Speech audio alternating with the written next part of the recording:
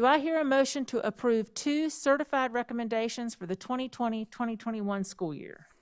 Madam Chair, I move that the board approve 2 certified recommendations for the 2020-2021 school year. Thank you, Mr. Anderson. Is there a second? I'll second. Thank you, Mr. Oswald. All right, Mr. Stacy, would you like to give us some information about this motion?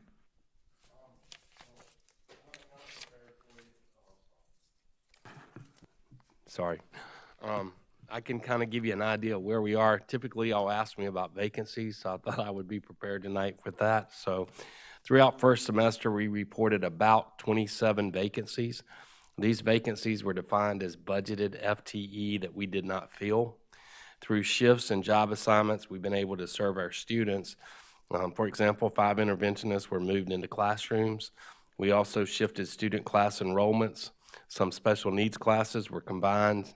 Students in some related arts classes were reassigned to other related arts classes. Some world language classes were dropped for low enrollment, example French at Beechwood Middle. And individual sections were taught virtually. We had 2 sections of German 2 that we taught at Beechwood Middle virtually. Second semester to date, we have 8 openings. With the shifts from Lula and back to face-to-face, more teachers were moved back to their home schools. Because we're trying to keep the face-to-face enrollments as low as possible, we've had to reach out to other means to cover additional face-to-face sections or Lula classes where teachers return from Lula back to the building. So second semester, we have 40 high school teachers teaching an overload. 28 of those are in Lula sections, 12 are face-to-face. So if you take those 40 sections, you divide by 3, because that's typically what a teacher would teach is 3 per semester. That's 13.25 FTE. In middle school, we have 1 overload at 8th grade science.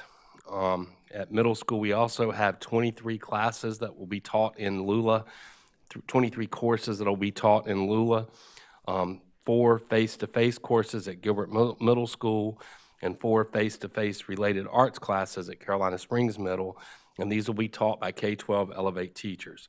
So if you take those 31 sections, plus the 1 overload at the middle school, which is a teacher at one of our teachers teaching an overload, divide 32 by 4, that's 8 FTE, so that's 21.25 FTE.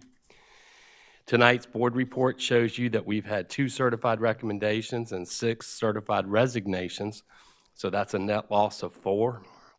That said, we currently have 8 vacancies that we're advertising or have been advertised for second semester. 1 is an elementary Lula class.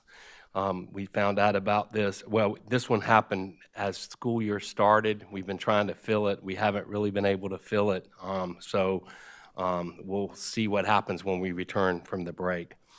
We have a 6th grade science class at White Knoll Middle School. The teacher's retiring at the end of the semester. We found out about that in November. We got a middle school Spanish class at White Knoll Middle. There's a long-term sub maybe in that position for next year. We found out about that one in November, the end of November, November 24th.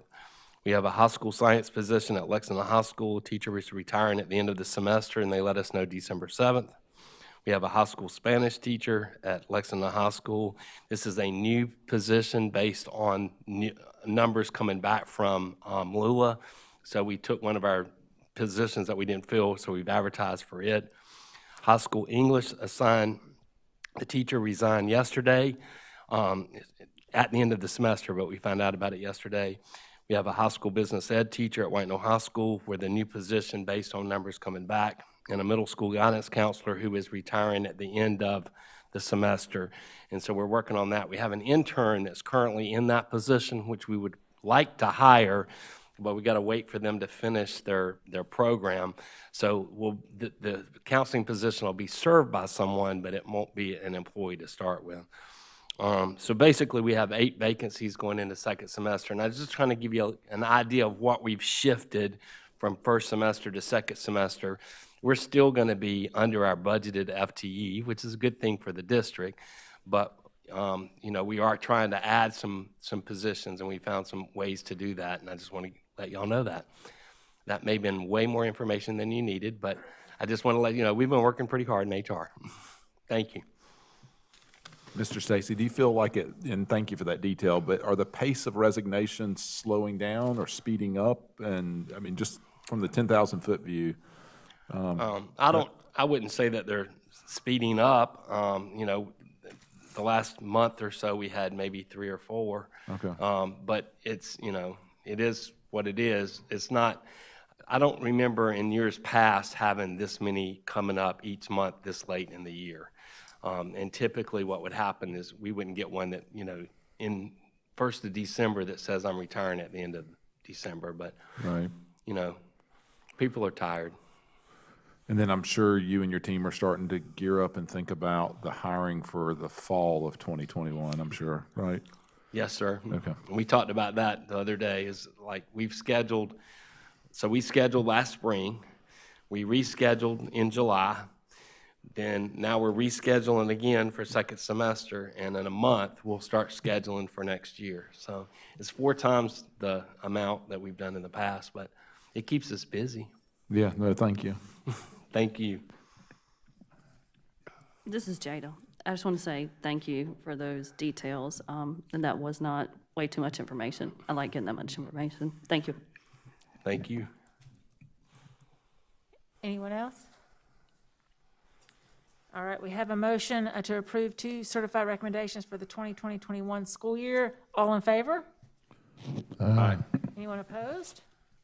All right, the motion carries.